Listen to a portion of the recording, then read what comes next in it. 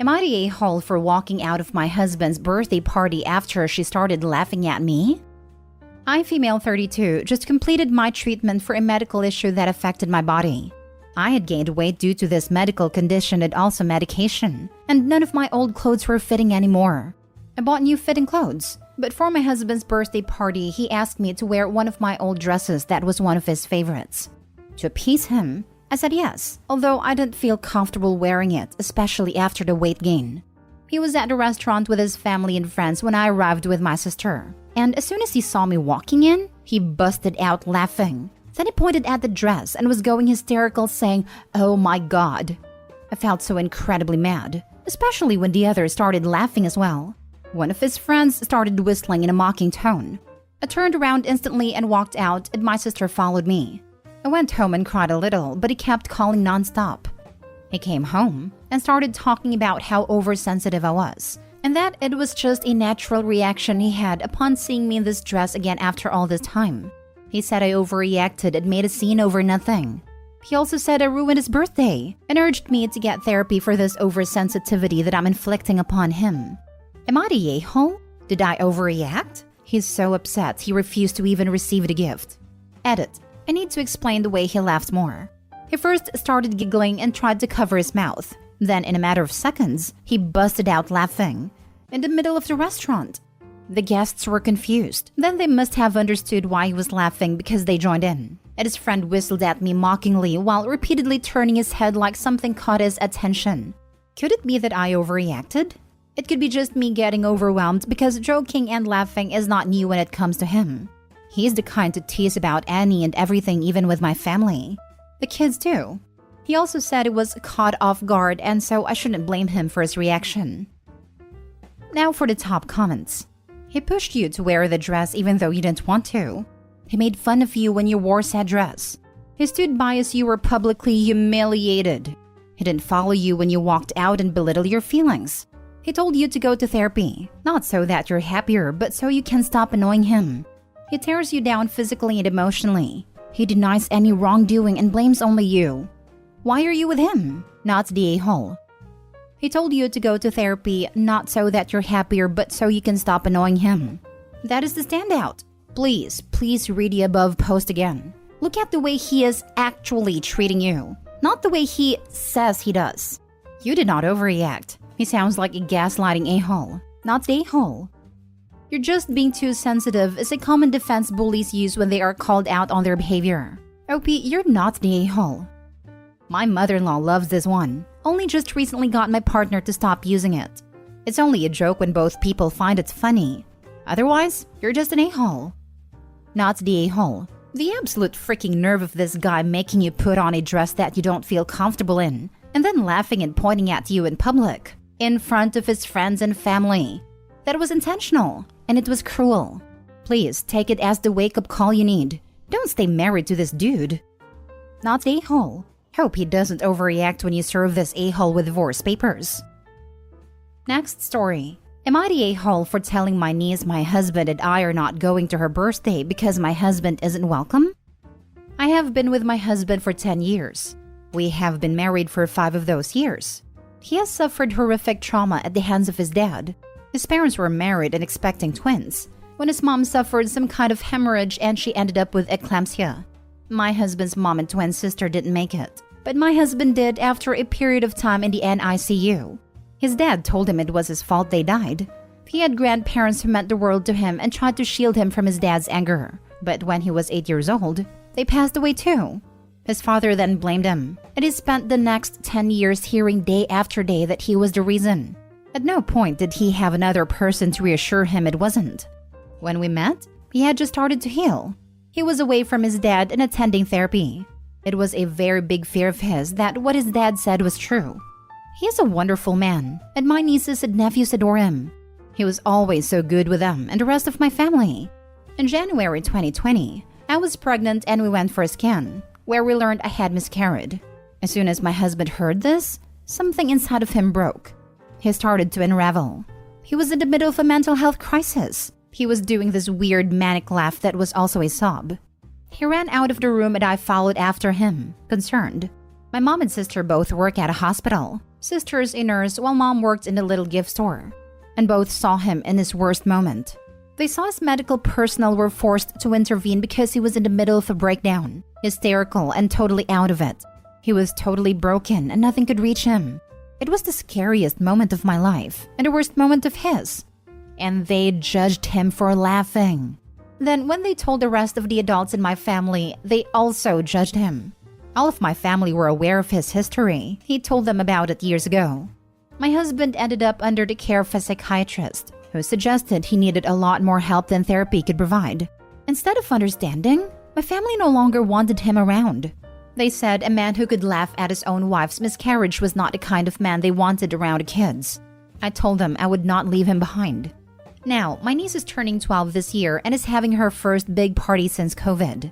She called and said she wanted us there, but she hadn't seen us on her mom's list. I told her we wouldn't be able to come and that I was sorry. We both were. She was upset and asked why she never saw us, why we wouldn't come to her birthday party, why we missed them all now. So I told her that my husband was not welcome by the other adults in the family anymore. She apparently yelled at her parents and mine. Then I got grief from them for telling her what I did. They said I had no business saying that. Am I the a-hole? They said I had no business saying that. And they have no business being utter trash to your husband after his mental health crisis. Not the a-hole, but boy oh boy are your family. More like, you had no business telling the truth. Now we look bad and we are supposed to be the victims because you chose your husband over us. For a nurse to do that to her own sister and brother-in-law makes me think that she never liked him and she used this. You'd be surprised how many people in healthcare have warped, stigmatized, / biased views still and are blind to it. It's a lot of them. It took me 5 years once I knew I needed medication to actually get on it. And before then, I thought it meant I was weak. OP, I'm so sorry that your family lacked the compassion you and your husband need. You did nothing wrong. They are upset that the truth of what they did makes them look bad. Because they know they're wrong but won't fix it. Not the a-hole. Not the a-hole. I respect you for standing with your husband. That was the right move. If they won't welcome both of you, then neither of you attend. As far as telling your niece the truth, I agree with that too. You have nothing to hide. There was nothing inappropriate about revealing this to her. And it sounds like you kept the explanation short. I did. I told her none of what happened. Just that he was no longer welcome. Holy heck, not the a-hole. So much not the a-hole. I am so sorry you and your husband lost your child like that. And I'm so sorry, especially for your husband. That must have opened fresh wounds. The scarring on that is deep and concerning. No, I don't think you and your husband should be surrounded by people who totally judged him based on an extreme vulnerable moment in both of your lives. His mental health comes first. I hope you and him are doing better. He blamed himself. The moment he heard our baby had no heartbeat, he believed it was all because of him. Again. That still haunts us. He doesn't even remember what happened after hearing the words. Next story. Am I the a-hole for having my daughter's first birthday the same day as my stepsister's wedding? My mom got remarried after my parents' divorce, and her new husband brought along my stepsister. I lived with my dad mostly because I did not want anything to do with a new sibling and had pretty much no relationship with her and hated that my mom treated her like a daughter. I wasn't the nicest to her, but I felt like she was taking my place. Fast forward to now, she's getting married and I wasn't invited since we have no relationship. Whatever, I didn't invite her to mine either. This issue is I planned my daughter's first birthday. And when I told my mom, she said it can't be that day because it's my stepsister's wedding. And can we change it to the next weekend so people don't have to choose which to go to? I said no. My stepsister's wedding is at 8 p.m. while my daughter's party is at 1 p.m. People can do both. But almost everyone on my mom's side RSVP'd no to her birthday party because of the wedding and travel.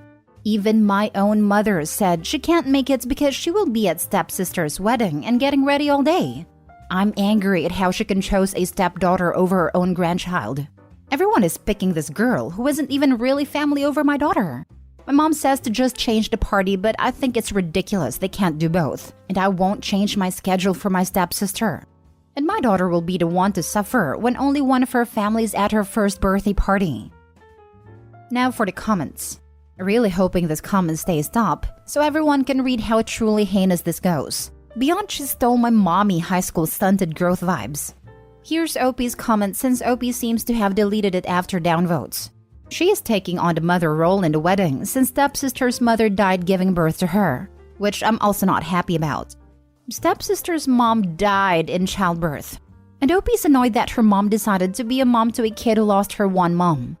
For Pete's sake, huge you're the a-hole. Upvoting because this comment shows the depth of her resentment for no actual reason other than her own crap. This shows resentment at her mother. I'm wondering how the mom introduced the stepsister to the OP. What did she do to foster a relationship between them? If she constantly put her stepsister ahead of her own child, I can understand the resentment. She is still the a-hole, but I can understand why. She must have, if OP was still a kid and ended up at her father's full-time. Just because mom did the right thing by stepsister does not mean she did the right thing by her own daughter. That being said, a birthday party can be changed or a second one thrown on a different day. I usually throw 2 parties for my kids, a family one and a friends one. The friends party becomes the kids' friends party when they're older, and my friends go to either family or friends party at that point. It's also because my in-laws have a difficult schedule. Not necessarily. OP could very well be an only child and loved having her parents' full attention. When another kid is in the mix, that attention becomes split. And of course, OP wouldn't like that. All she said was her mom treated stepsister like another daughter, not like her only daughter. And I have no doubt if mom treated stepdaughter as the golden child who could do no wrong, OP would be screaming that fact from the rafters. You're the a-hole. You know, we know it, everyone knows it. People aren't simply going to do both events. Very few people are going to want to come to a 1-year-old's birthday party than go to an adult wedding.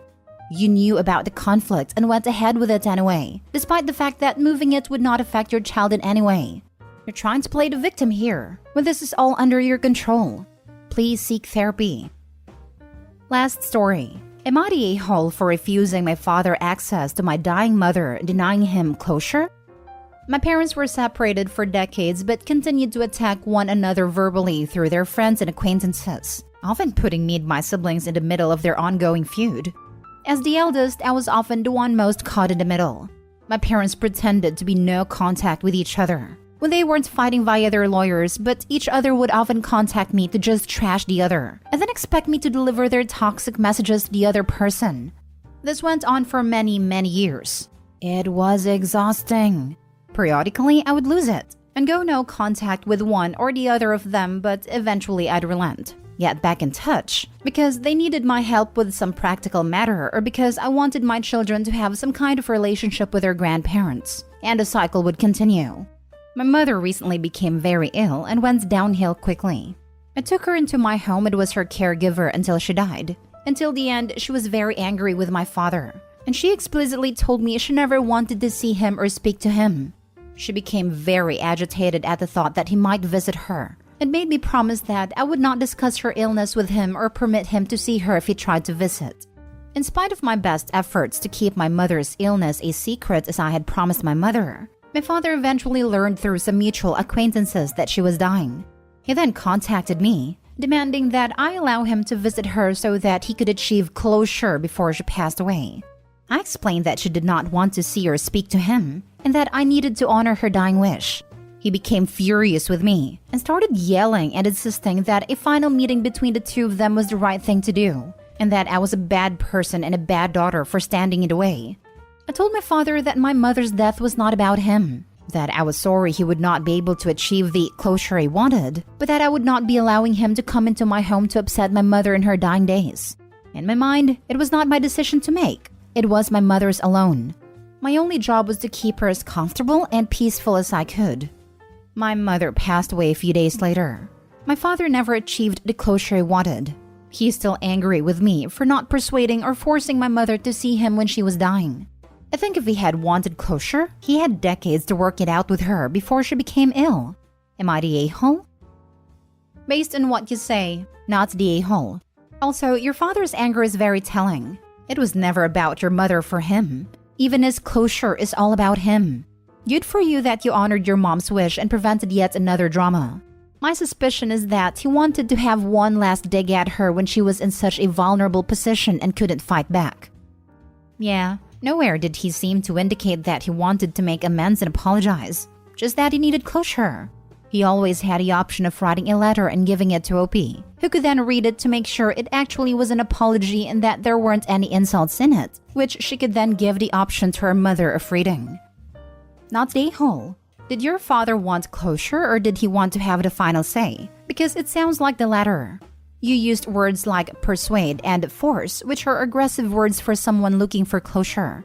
You protected your mom, and that's all that matters here.